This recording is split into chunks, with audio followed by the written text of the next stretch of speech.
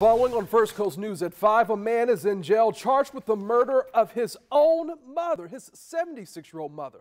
Police say he broke into her home before stabbing her to death. Shelby Danielson is joining us now live with the new developments in this case. Shelby.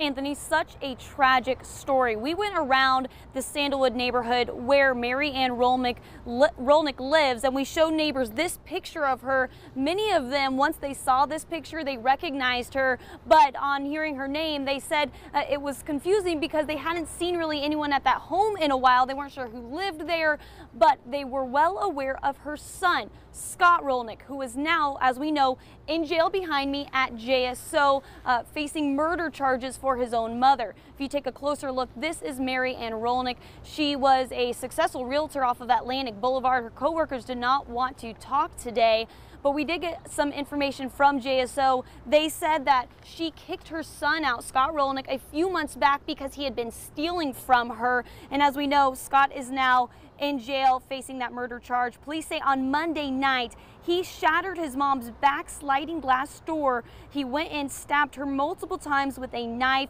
before strangling her to death. And sadly, it's her grandson who was very worried about her. He hadn't heard from her, so he went over Tuesday around noon to see how she was doing, and he's the one that discovered her dead.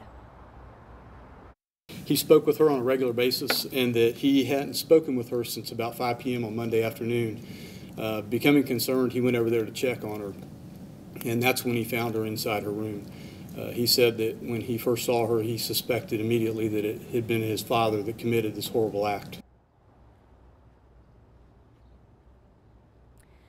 And Scott Rolnick, as we said, in jail behind us now. He's also facing an auto theft charge. He stole his mother's vehicle after killing her. Police found him just a few hours after that investigation started yesterday afternoon.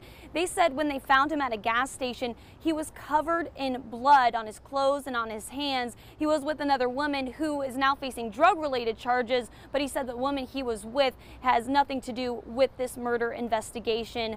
So we'll be following up, of course, and we're going to have more coming up tonight at 6. I spoke with a neighbor who talks a little bit about what Scott Rolnick was like after he'd even been kicked out of his mother's home, coming back and really disturbing that neighborhood there. That's coming up in just a little bit. Live downtown, Shelby Danielson, First Coast News. Shelby, thank you.